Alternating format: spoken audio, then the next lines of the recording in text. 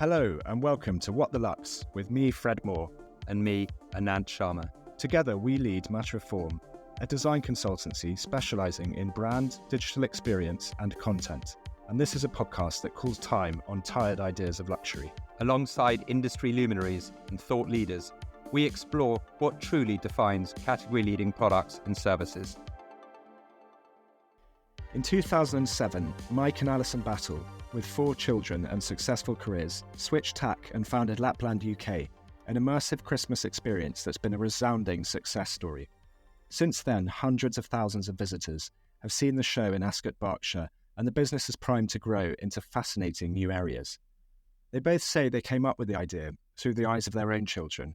Revelling in the joy of their children's innocent belief in Father Christmas, they saw Christmas as the greatest celebration of childhood, yet could find nowhere that reflected how important this moment was to them. It's a fascinating business, seasonal by definition, yet essentially eternal and evergreen in nature.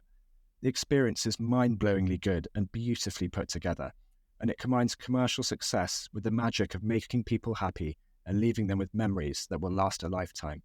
In Mike's own words, "I think we can slightly change the world here. We're only getting started." Mike, welcome to the podcast. Thanks for joining today. My pleasure, Fred. Lovely to be here. We've worked together for the last year and a bit. We know lots about Lapland, but it'd be fascinating for our listeners for you just to understand what you do, what you're about, because you're something of a cult, albeit a very well-known cult. What is Lapland UK? Well, I suppose it's a world, first and foremost. Rather than just focusing on specifically Father Christmas, we have created an immersive experience, particularly, but also multiple books now that support the storytelling world that we have created. Because if you think about, some of the much loved characters that are in all of our lives, and particularly children's lives, there's often a whole compendium of characters. You don't have Mickey Mouse on his own. You have Goofy, Donald Duck, Pluto, the whole gang. And that's what makes it wonderful. And there's relationships within it. There's interaction with the world. There's comedy. There's all this stuff. There's deep stuff within it. And what Alice and I set out to do was to, I suppose, rightfully put this moment of a child's belief in its rightful place from a societal point of view. I suppose our position is that over the years, let's say a generation back from me, children were seen and not heard. And we all know ourselves is that the children, in many ways, rightfully so, are the kings and queens of the house these days. And yet their big moment, as you said on the intro, is the moment of Christmas, when we all reflect on our own children, what it was like when we were a child, that sort of innocence and that innocent belief and all this type of thing. So in many ways, I think the power in some ways behind Lapland and all that it has achieved is because we're just putting something right that had been misplaced.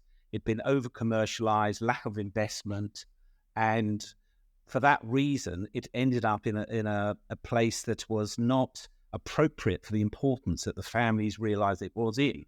So that was simply what it was, and through our storytelling, our first and the most dominant part of the business is the live show. But we do publishing. We're now doing some podcasts. We basically want to do anything and everything to bring quality, integrity, and value, or the sort of reflective value of the importance of this subject with all of our visitors and the public. It was a simple little sweet idea that myself and Alison had, and we'd experienced as parents. And Alison was a primary school teacher for 20 years, so it felt right for us. We didn't know if anybody agreed with us that this was like a wedding day in status, but it seems the world does. I mean, that's what fascinates me, is that there's having an idea and following it through. There's having 4 children, Alison giving up a career in teaching, you giving up a career in the city. You must have had the big vision. It wasn't like this was being done as a hobby. What drove you to make this decision? It's just a huge thing to do at that stage of life. I mean, the reality is that I've always been a very committed father, but we sort of reached a point in our lives where we could potentially do something else. And I was getting really quite unhappy personally in that what I was doing. In many ways, my own personal story is that as a child, I was reasonably, I don't know if I'd say gifted, but I can paint, I can draw, I have creativity sort of pouring out of me. But I had that moment where your father sort of said, go off to the big smoke and make some money, son. And all of that creativity is a nice hobby, that type of thing. So I did go off and do that. And I was 20 years in the saddle there. And I did learn some amazing things and meet some incredible people. But I probably was getting a little bit unhappy with what I was doing. And I suppose what happened was I was looking around for a business potentially that I could invest in or create. And at that moment, I think the footprint or the sort of consciousness of our environmental impact had been made aware to us that hadn't been before. We need to stop flying around the world possibly and having 10-litre cars. So I G'd myself all up on the environmental space. And also, I suppose, slightly outfield, there was a lot of references of people, and very much our own family, trying to enjoy a wonderful Christmas moment with their family. And I was thinking, why is this? There's nothing out there. And I used to literally sit in the car with Alison, money in my pocket, 4 boys in the back of the people carrier, and yet nowhere to go. So what happened was these all came together in some ways, because I could see this huge frustration of my own family. I could see the frustration of everybody else out there. I could see, I suppose, the business opportunity, because remarkably, when I looked into it a little bit, when it was flying, for example, Concorde went to Lapland. So there was definitely a desire for something wonderful to do with your children at Christmas. So that, in some ways, was the sort of head scratch moment. We did literally be saying in our people carrier, why doesn't somebody do something? And then we sort of turned the question on ourselves and said, well, why don't we do something? So there's a combination of, I suppose, just fundamentally our absolute, and this is very much comes from Alison, passion for children. And Alison is a massive and impressive champion of children being children in the moment that they are children, and just witnessing childhood is just the most special thing. So we felt, from a purpose point of view, it put the hairs on the back of our neck up.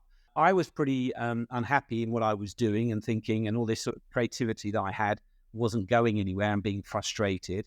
We had the environmental thing to say, maybe you can do something special rather than it being sort of naff, like a sort of, Las Vegas type thing. It had to have integrity and all that type of thing. So all of those came together.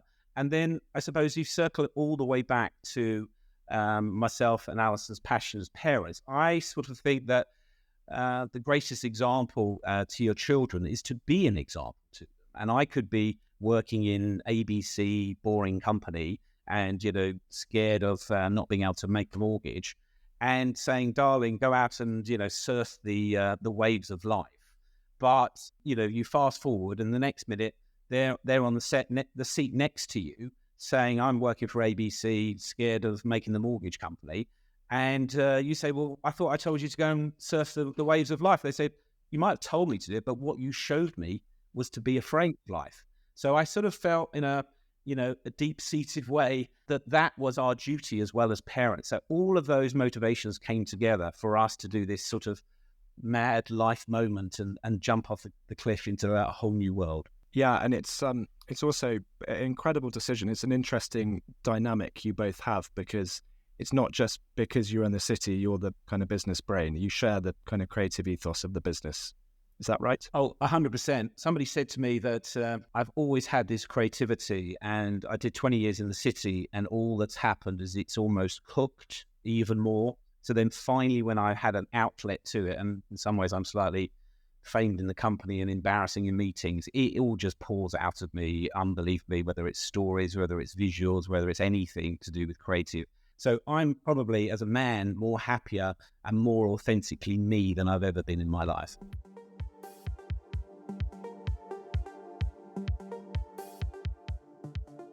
I want to get into, at your heart from the very beginning, you obviously understood that storytelling, myth building, extremely high production values, etc., it is key to the experience and the believability of the experience for children. But I was interested when you told me before that because of that, you've never wanted to compromise the experience for children or turn it into something that might be on a poster. And as you reach, I guess, this inflection point for the business now, where you're going to be expanding into other areas naturally, you couldn't really talk about yourself very much for the early years. And so it built a kind of organic following or a cult-like status through itself. Absolutely. It definitely is a double act, myself and Alison. As we say, it's come from Alison. In many ways, she has taught me this, but it's come through me. And I'm the sort of bit in the sandwich trying to make it work as a business, trying to vision out what the business could hold. The point that you touch on there, Fred, was Alison, quite rightly, was always very fearful of doing any marketing. I mean, I know that sounds amazing probably to somebody like you, but she was, because she couldn't have, and again, rightly so, a child view us as just another show. So we could not have any posters up. In many ways, the digital space has been an absolute gift for us because we've been able to communicate directly. But we've never, as I said, overtly advertised it because for fear of breaking the spell with children. And also, I suppose my mindset as a business was, I think there's that line, isn't there, where they say, create something that's not so great and you'll be spending the rest of your life trying to sell it to the world, or create something extraordinary and your customers will sell it to the world for you. And I very much go with the second one. And I've always tried to put the money and the investment down into, for want of a better word, the product, the experience. And, you know, the very first show that we did, we only had a little bit of PR. We pretty much just put the flag up to say, we're going to try and do something special here. And we sold 40,000 tickets out 40 miles out of London, and supposedly industry, that's unprecedented. That's never happened. But as the years have gone on, we've invested, and it's, in some ways, it's almost hurt at times. But what Alice and I are, I suppose, fueled by is the purpose. Our purpose is to honour childhood. That's it. And as Simon Sinek would say, you're never going to arrive there. I'll be doing that for the rest of my life. And I'm very happy to do that. But it also means we start trying to create magic. We start with trying to make something incredible.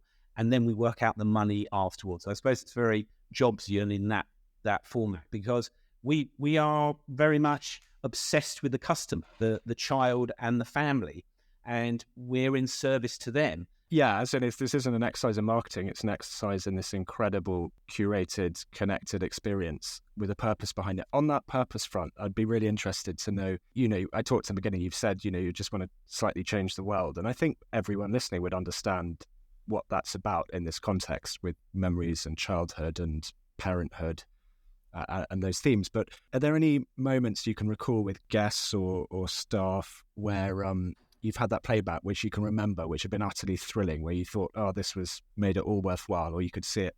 The great thing with Lapland is that for us, we have had the greatest A-listers probably pretty much on the planet, royalty come multiple times. But for us and as a company, the VIPs are the children. It's always the children for us. And it's wonderful, whatever the person is that comes to the show, they get it. And all they want to be is important to a 4-year-old, the same as all of us as parents. As to magical moments that have happened, there's almost too numerous to list. To give you an idea, we feel that there's, as much as there's the sort of glamour, there's a tremendous responsibility here as well. We look after Father Christmas, and he is this cultural icon that he's on the side of children, and all children love his myth and buy into his story. What we've had with that responsibility is I've seen the power of what he can do. And for example, we have an awful lot of children with many challenges that come to see us. We've supported that always as a business and done many things, and we've worked very well in that space. But there was always a story that sort of brings a tear to your eye, and I can almost feel emotional talking about it. And there was this lovely mother, and she was there with her son, and the son had multiple challenges, and he was also deaf. So he went around the experiences, and he was having a nice time, and we do as much as we can to support the children with challenges. But ultimately, this child came to see Father Christmas. And when he went in to see Father Christmas, I remember talking to the performer afterwards, and he was a bit challenged, saying, okay, I've got a child here, I'm not quite sure what to do. And the mother sort of shook her head and said, it's okay, he just wants to see you, okay? As it so happened, and these magical things do happen at Lapland, the Father Christmas could sign He started to speak, realized that the child was deaf, and then he signed the visit and he introduced himself to the child. So at that point, the boy, who apparently, and according, this is what the mother said afterwards, never sort of feels comfortable touching any other humans, reached out and touched Father Christmas. So at that point, the mother starts crying. I'm probably feeling it a bit now. Father Christmas starts crying. The little boy was happy because at the end of the day, it's Father Christmas. You know, he's a rock star. He's capable of anything. But you saw that the power there. There was another story where there was I received a telegram. You know, we don't really get telegrams anymore, but it was it turned out it was this guy serving in the military on active service in the Middle East, and he said, "Dear Mr. Lapland, I wonder if you could do me a favor." And he had all this information about his family that he wanted to convey to his family when they came to see Father Christmas, because he knew they were going, even though he was away on active service. So the day came. The family had a lovely time. They had no idea that Daddy had been working in sort of covert with the Lapland people. Then they went to go to see Father Christmas. And of course, the father had given us all these little chips of magical information about the children that only the dad would know. So, of course, once he had that, then the Father Christmas had the visit. And of course, the mother starts crying. The grandparents start crying. The children, again, they're completely cool because it's Father Christmas. So he's all capable and all incredible. But it just shows you that there's such responsibility here. You have literally got, as I'd say, the children's sort of crown jewels emotionally is in your hand.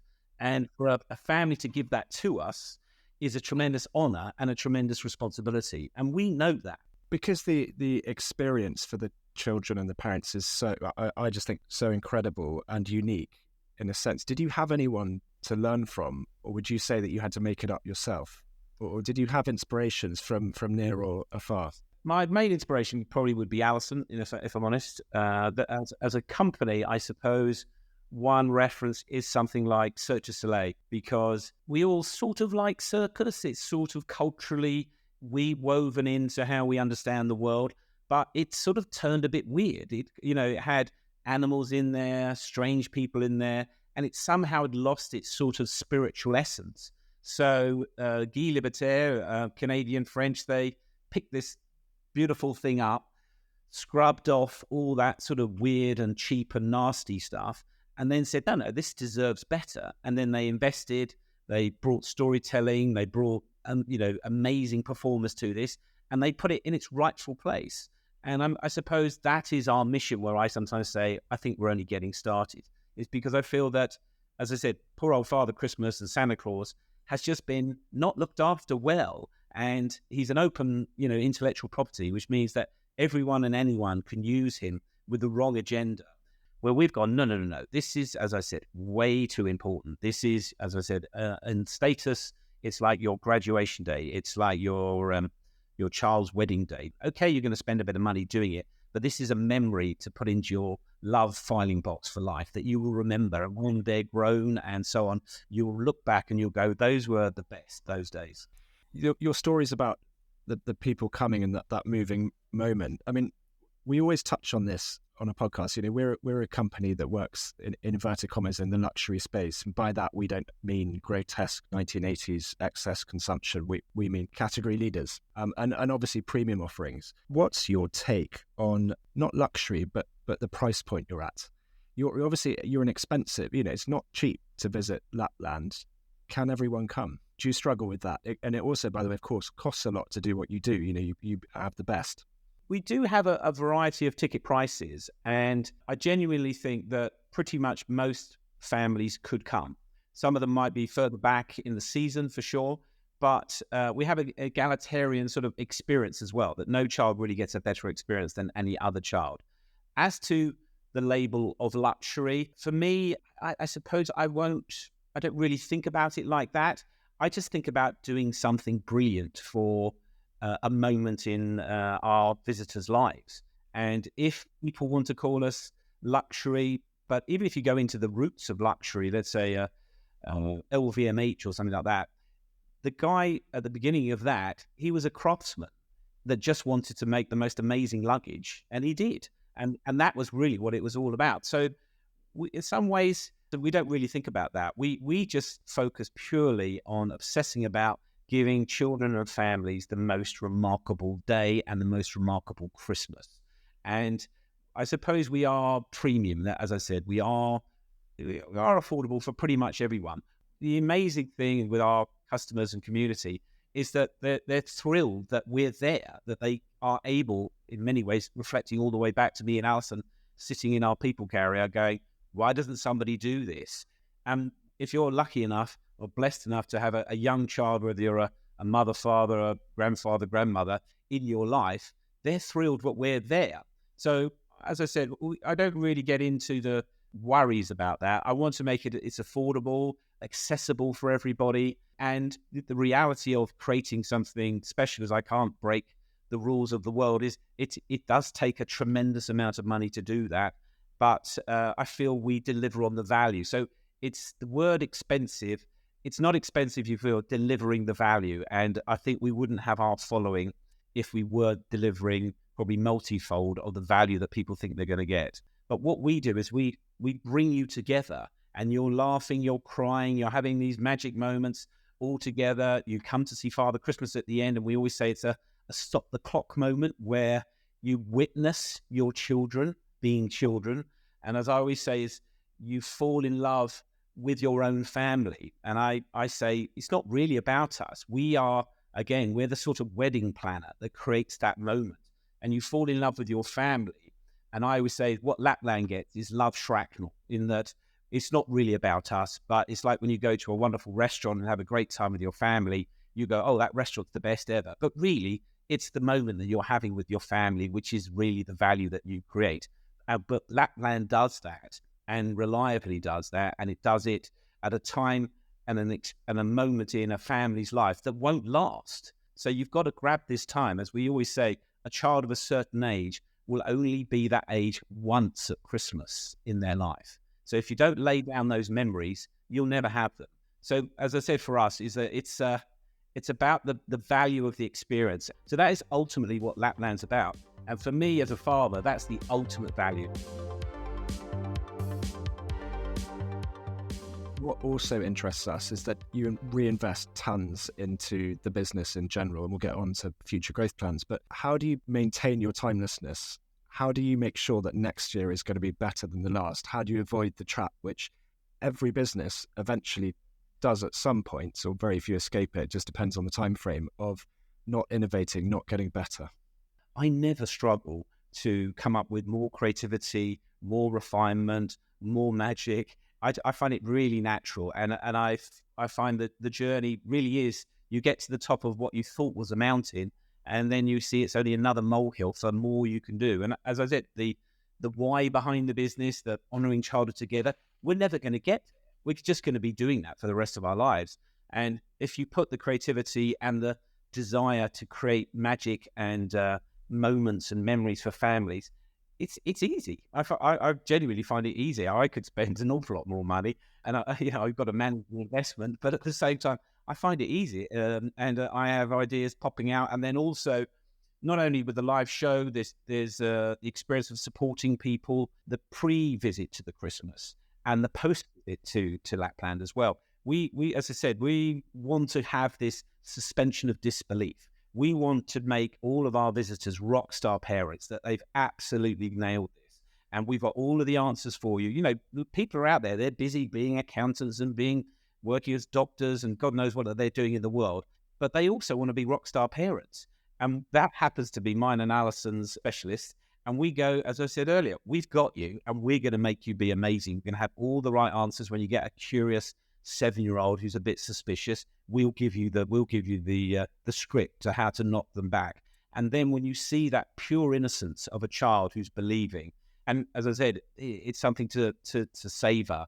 And in this, is also quite interesting when the children are getting a little bit older. You get all these letters coming in saying, we got another year of magic, because I think our visitors are conscious that this is such a value point in their lives. So, but as to innovation and improving things, we are never short on that. I have, they actually call it Mike's ideas tree. And every once in a while, I'm lucky enough to pick them. I want to pick them all tomorrow. but we're not ready as a company. But I think there's many, many ideas ripening on the ideas tree. And hopefully as we develop as a company and an organization, we'll be able to pick more of them. Which actually brings me on to the business model, because what fascinates me is that from an outsider's perspective, when we're talking about, where you go next and, where you can take this business into other areas, it kind of seems to me obvious that it's incredible. The opportunities you have is probably more about refining and saying, we can only do a couple of these, be it content in general, films, other sites, whatever. And yet you're also a seasonal business. You're not likely to be consumed in high summer anywhere in the world, or at least that's in May, June, July, which is a really interesting tension. So can you talk a little bit about where you're going next and how you balance the fact that you're still themed around a very seasonal time frame? The seasonal part of it, for me, I sort of like it, because you've got this intense moment where you are slightly the center of the world when the live show is going. However, we have sort of 8 months to plot better, if not longer. As to the business, it was a very challenging model, because you can't execute an immersive experience inside a traditional theatre. So that means you're into building the theatre from scratch every year and then putting the show onto that. Also, the quality of the production has to be of a level that it will genuinely suspend disbelief of a slightly questionable 80-year-old. So it's an absolute killer model, and you can understand why for multiple years this has stuck on the shelf, and everybody that's ever tried has always failed, and there's been lots of scandals and things like that. But it's such a small operational time, 4 to 6 weeks, and such a huge investments that required to create, as we say, a world that's believable. But we have done that. And again, that's through our innovation and our challenge, and very much been fueled by our passion and purpose to do something special. As to where we are now, we have the show that is extraordinarily popular, cult-like following, but also through creating this world, Alice and I have now written 5 books. We have written the origin story of how a humble toy maker and his wife have become Mother and Father Christmas to the world. And we've also written the origin story of what I like to call an ancient elven civilization that we introduce families to. And these books are almost, I see them as the Dead Sea Scrolls of Christmas that have finally been passed down the mountains. And this is the real story of Father Christmas. And there's a character base there as well. We have created 31 characters. So no one, as I think, has ever been at this position before and had this sort of breakthrough and have such support. So from here, as I said, we have a live show, but we sell out very quickly. But our passion also is to bring as much Lapland magic as we can to as many families as possible. So what is beckoning for us is more live shows, nationally and internationally. We also have interest in the books alone, in the media space. Again, everything's got to be of the highest quality and have the integrity of what we're doing and the importance in some ways of what we're trying to achieve. There's areas of retail, I suppose, where we very much want to move Christmas from a mindset from being transactional to being experiential. That might be just sitting with your child reading a book or having a glass of wine, but something that brings people together. That's really what we would love to do. And then we also have many other ideas that are sort of early on in their ripening on the ideas tree in the digital space and so on and so forth. So again, that's what gets us out of bed every morning excited. And we feel that, we're very humbled by the public support for what we're trying to do. And we're going to keep going and keep innovating and keep creating because it's in our lifeblood. And the public are cheering us on, but more, they recognize that this is a seminal moment in everybody's family. That would be mine and Alison's greatest achievement, if that's even possible. And out of interest, have you had any offers? I don't necessarily mean to buy the business. I mean, of people saying, you should do this with us or in this fashion or in America or something like that you've said no to. We have semi-queues around the block of the great and the good, from American studios through to global event companies, all knocking on our door and all admiring what has been created. And When I suppose where I am is that when we started, we didn't have much other than a dream, and me and Alison. So I was probably puffing quite hard to sort of say, we're going to do something amazing. And in many ways, from the experience that we get and the engagement, we're very proud of what we've achieved. However, where we are now, I'm very mindful that we need to bring it right down, and we need to hold on to our values, and we need to hold on to the integrity of what got us here. And it's all very flattering to have all of this come at you, but it's got to be not so much on our terms, but it's got to have our integrity. It's got to have our creativity. And because we're the guys who got us here, we're the guys that made this remarkable breakthrough. And if you find the right people with aligned values, it's reasonably easy to work with. As I said, we start with, let's create something amazing. And then we go, oh, how are we going to work the money out after that? If you start the other way round, that's when, you're going to be in trouble. And that's where you get that misalignment, I suppose. On that, you're increasingly reliant on a bigger team each year, be that performers or be that permanent people working all around the year. How do you motivate and excite them? Are you a very sort of process-driven organization? Is it organic? How does that work? Number one, it's very easy to motivate. One of our values is passion for the mission. Simply, if you have people come for interviews and they're sort of on the edge of their seat, they're so excited to want to come and work for us. They love what we do. Similarly, when we do the live show, I famously do this bit at the end where you might have 500-600 people in the audience, performers and so forth, and I ask them all to close their eyes. And then I say, I'm going to say one word. And the word that I say is Christmas. And then I say, whether you like it or not, a memory has seared into your memory related to that subject when you were a child. It might be a good memory. It might be a bad memory. But for whatever it will have been, you over the next 6 weeks are going to be creating these memories for these children. So then they feel a huge sense of responsibility, but then they are amazingly motivated. And as to the team through the year, that burns very, very brightly within them. As to, I suppose, the practical side of it, the other of getting the business going, I don't like learning what we've already known. If we learn something, I don't mind the learning something new. And if we lose money learning something new, that's totally fine. However, there does need to have some processes in place and so forth, so that when we learn something, we take that ground and that we don't find ourselves, a year later making the same mistake and going, oh, we're just learning the same mistake that we learned the previous year. And I'd say the team are very good at that, and we build upwards.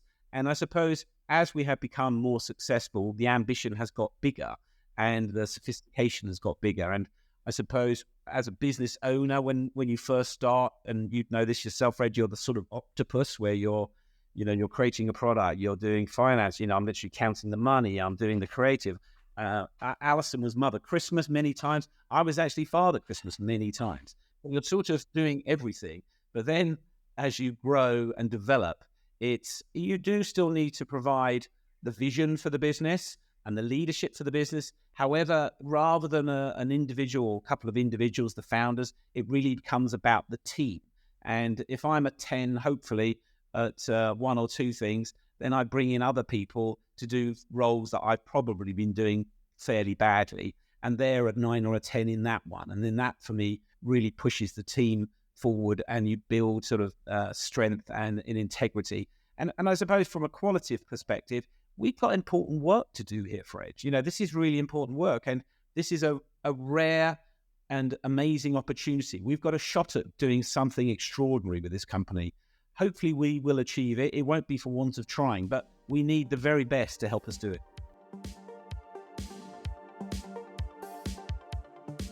Every client we have is mildly obsessed by loyalty, i.e. people coming back. How do you approach that? How do you make sure people come back year after year? We don't really incentivize. All we do is, I suppose, we become part of the fabric of their lives. Once you're introduced to our storytelling world, and we have a multi-million-pound production. Last year, I think we employed just under 1,000 people to put the production together and perform and so forth. Once you're introduced to that world, it's very difficult to go back to blue water with a guy sitting in a big lump of plastic, you see. So you become part of their world.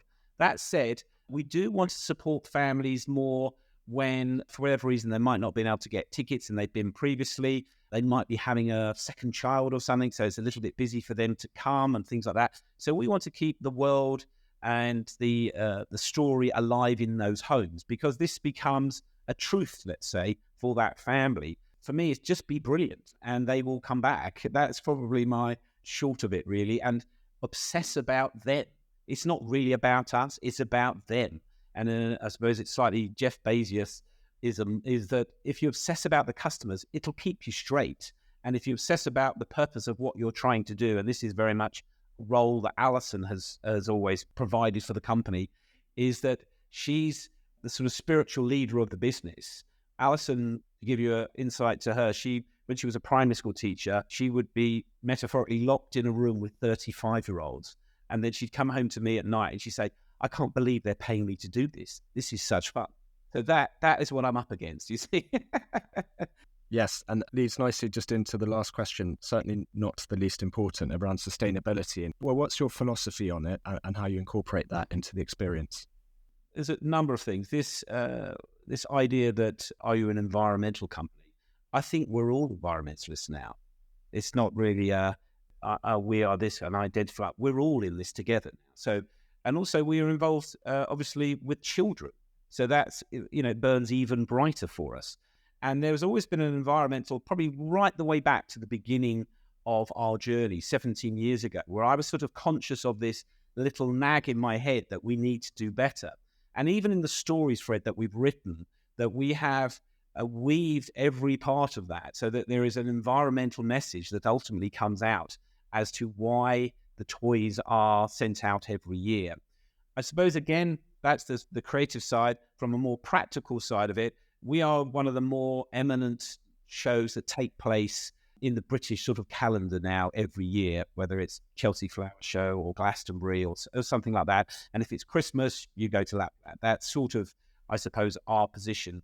And I think within that, there is responsibilities. So we probably need to provide some leadership. So I'm not saying we're perfect, but like the world, we are on our journey to improve and to challenge everything that we do.